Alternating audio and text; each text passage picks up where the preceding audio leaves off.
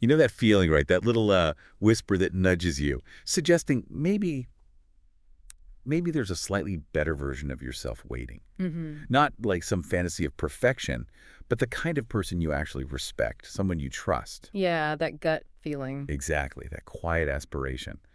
Well, that's exactly where we're headed in this deep dive. We're exploring this really interesting idea called the twin mirror philosophy. And what's cool about it, I think, is that it's not some, dusty old theory. Our source today is pretty straightforward. It's this document, the twinmirror.pdf. Right. And it basically lays out the personal philosophy of someone named Kelly. It feels very practical, very down to earth, her whole approach to personal growth. Totally. It's less about chasing some ideal self way off in the distance and more about the everyday stuff, right? The choices, how we deal with ourselves, how we interact. And the core idea, and it really hits you when you think about it, is living life as if you're both your own twin and your own best friend. Okay, hold on. What does that actually mean? Well, fundamentally, it's about being consistent with kindness, honesty, accountability, but directed inward first. Right. Kelly puts it really directly, almost like a personal test. Would I want to live with me? Date me? Trust me in my hardest moment?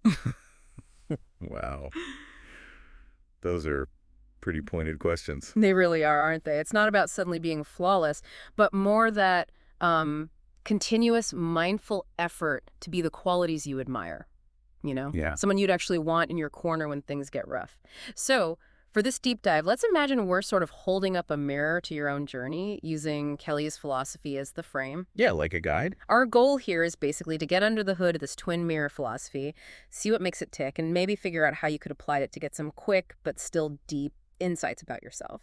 And a great starting point she offers are these guiding questions. Think of them like prompts to kickstart that inner reflection. Yeah, prompts is a good word. They're designed to really nurture that mindful self-awareness she talks about. Absolutely. And a few really jumped out at me. First one, am I being the kind of friend I'd want to have? That just immediately makes you stop and think about how you actually show up for people, doesn't it? Totally. The support, the understanding. Are you really giving it? Then there's this one. Would I feel safe being vulnerable around me? Whew, that hits right at self-compassion. Like, is your inner world a safe space to mess up? It's interesting how broad they are, too. They cover so much ground. Like, oh, am I making space for others or taking up too much? That's huge for just social dynamics. Yeah. Conversations, shared spaces. Or are my boundaries a form of self-care or subtle control? Boundaries are essential, obviously, but why are we setting them? What's the impact? That intention piece is key. Is it healthy protection or, manipulation? Yeah, exactly. Are we trying to build healthy connections or just manage things? And it gets even more personal with, would I want to be in a relationship with someone who acts like me today? Wow. Talk about a direct hit for self-awareness. No kidding. That one kind of stings a little, potentially. And then shifting focus outward a bit. Am I allowing others to shine, or do I need the spotlight too often? That's all about ego, isn't it? Being genuinely happy for others. Mm-hmm. And this last one, it really digs into why we do things. Is my help empowering or is it rooted in my own anxiety? It's so easy to jump in and help because we need to feel needed. Well, absolutely, instead of actually helping them grow. Exactly. And these questions, for Kelly, they aren't just things to ponder. She actually tries to live by the answers she finds. Right, which leads into what she calls her mirror twin principles. These are the ways she tries to actually do this philosophy day to day. The first one sounds simple, but it's deep. Be the friend you wish you had. And she makes a really key point here. It's not just being nice or agreeable all the time. No. It's about real support. And sometimes that means telling someone a hard truth. But, with love, with care. Saying what they need to hear, not just what makes them feel good right now. That takes courage. It really does. Then the second principle, coexist with yourself. I love the analogy she uses. The roommate one. Yeah, me too. Yeah. Your thoughts, your quirks, even the bits you don't love, they're all your roommates. How you treat that inner world, it spills out. Definitely. She asks, make your mind a home, not a battlefield. That paints such a clear picture. It really hits home, doesn't it? That inner voice matters so much. If it's constantly critical, well, that's going to affect everything. Finding that inner peace becomes, foundational. The third principle is a bit different. Grow like a garden, not a machine. This one feels really relevant today with all the pressure to constantly be producing, achieving. Totally. The nonstop hustle. Right. And she reminds us that growth is often cyclical. Like a garden. Sometimes you're just nurturing the soil, planting seeds. Not every day is harvest day. That really counters the burnout culture, doesn't it? Yeah. It's okay to have seasons of rest, of just being. It actually allows for deeper growth later. Exactly. It's wisdom, really. Recognizing that those quieter periods are just as important, maybe more so sometimes. Okay, then there's give without eclipsing. This is about helping, supporting others, Yeah. but not losing yourself in the process. Yeah, not becoming a martyr for compassion, as she puts it. That's such a fine line to walk sometimes. It really is. You can't pour from an empty cup, right? Yeah, And it touches on that codependency thing, too, getting your worth only from fixing others. precisely. Real generosity comes from having enough yourself, not from scraping the bottom of the barrel. And it's about letting your own light shine while others shine too. It's not a competition. Healthy interdependence. Love that. Hmm. And the last of these main principles is celebrate the ordinary. I find this one really grounding. Hmm. In a world obsessed with the amazing, the viral, the extraordinary, Hmm.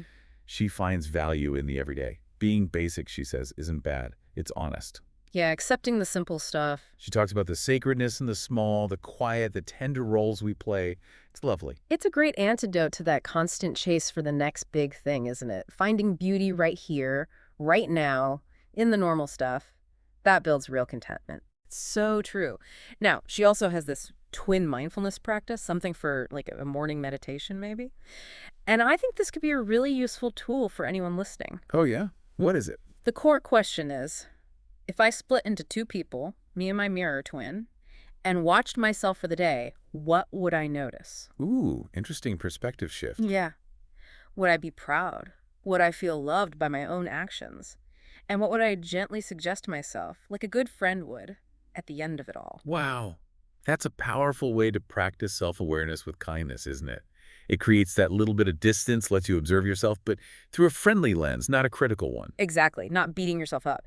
So the document then goes into these expanded elements, building on the core ideas. The overall theme is live with yourself like you'd live with a beloved, twin-loving, honest, aware. Okay, I like that framing. The first expansion is about being true to yourself. It's called the Authenticity Compass. A compass, okay. Yeah. Makes sense. And it uses these probing questions to check your internal alignment. Like, does this choice align with my values, or is it fear-based? That forces you to really look underneath, you know? Get to the root motivation. Fear or values. Big difference. Huge. And then, am I saying this because I believe it or because it's expected? Oof. How often do we just go along? Way too often, probably. Or this one. Am I showing up fully or editing myself to be more palatable? The social masks we wear, right? Exactly. And these really cut to the core of living authentically. Try this one. If no one praised me for this, would I still do it? That strips away the external validation need. Right, gets to intrinsic motivation. And I love this last one. Would 10-year-old me be proud of this version of myself? That hits hard. Connects you back to your core integrity. It really does. And Kelly notes, living like this, it might not always be easy, but it brings that deep inner peace. That makes sense. Okay, what's the second expanded element? It shifts focus to our emotional awareness, our impact on others. It's called the impact reflection. And the guiding question is potent. If everyone interacted the way I did today, would the world feel more kind and connected or more distant and negative? Whoa. Whoa. That's a big one. Makes you think about the ripples you create. Totally. It encourages mindfulness about the emotional footprint we leave. The questions here are sharp, too. Am I giving people space to share or filling the room with my emotions? Active listening versus just taking over. That is such a crucial skill and related. Did I really listen today, or was I waiting for my turn to speak? We've all been guilty of that one, I think. Oh, for sure. And she makes this great distinction. Am I being kind or just being nice to avoid discomfort? Ah, the nice trap. Avoiding the hard but necessary conversation just to keep things smooth on the surface. Exactly. Whereas real kindness might mean having that tough talk, right? Because it's needed for growth, even if it's awkward. That leads into the next question. Did my boundaries today honor mutual growth or subtly shut someone out? Again, boundaries is good, but how are they landing? What's the effect? It's all about the impact. And the final question here is really something.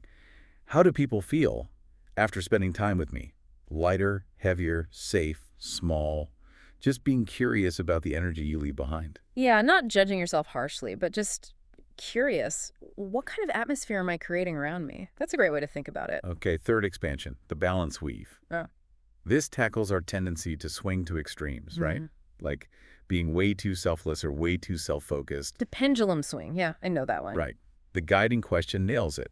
Am I operating from inner balance or drifting towards an extreme too self-sacrificing or too self-serving? Finding that middle ground is, well, it's a lifelong practice, isn't it? It really is. And the questions reflect that struggle. Have I honored my own needs today or only served others? Super important for people pleasers. Definitely. And the flip side, am I waiting for someone to notice I'm struggling instead of voicing it?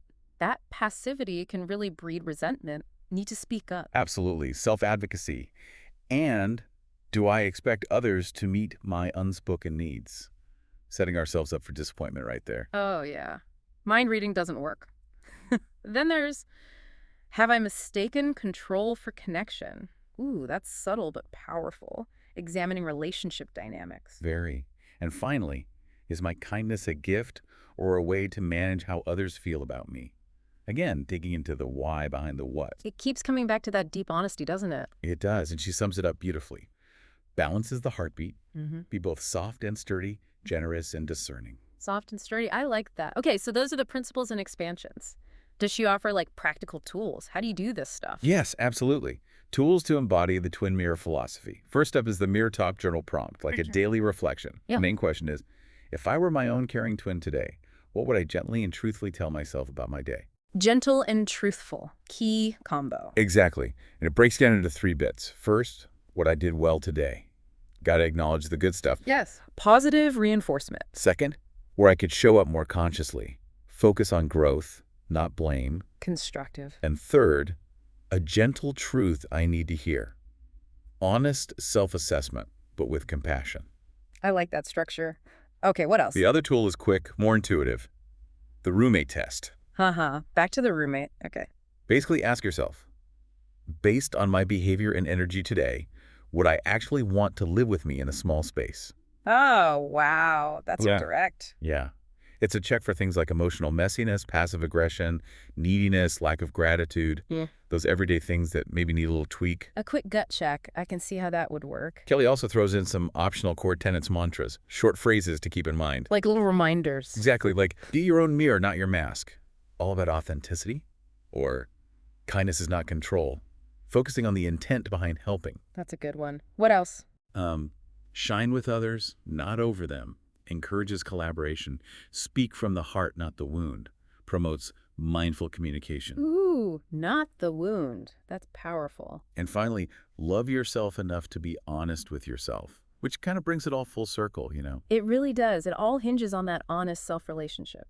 Now, to be balanced, the document does include criticisms and self-checks of the philosophy itself.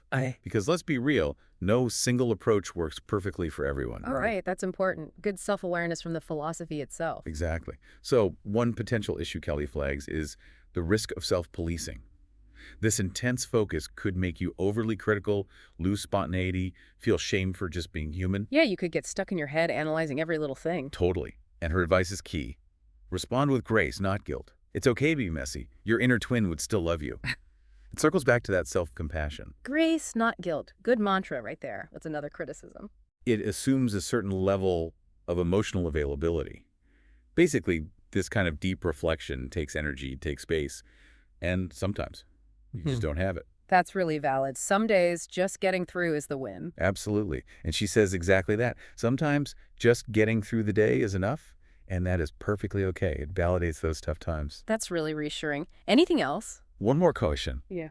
For people already very empathetic, this could potentially justify over-accommodation, using the be a good friend idea to sacrifice your needs even more. Twisting it into another reason for self-sacrifice. I can see that happening. Yeah, so the guidance is clear. Use this for balance, not as another reason to break your own boundaries. Okay, so be mindful of the potential pitfalls. Makes sense. So as we kind of pull it all together, there are some final reflections. The big idea is, strive to live with yourself like you're sharing your soul with a cherished twin. Beautifully put. What are the key takeaways? Okay, first, self-awareness isn't selfish. It's about understanding your impact without erasing yourself. Finding that balance between you and the world. Second, balance is ongoing. Between authenticity and adapting, between your needs and others, it's a constant weave. Never done, always doing. Third, your mirror twin is a supportive witness. not a harsh critic. It's there to help you grow, not make you feel small. The compassionate friend inside. Fourth, embrace the ordinary. Simplicity isn't shallow.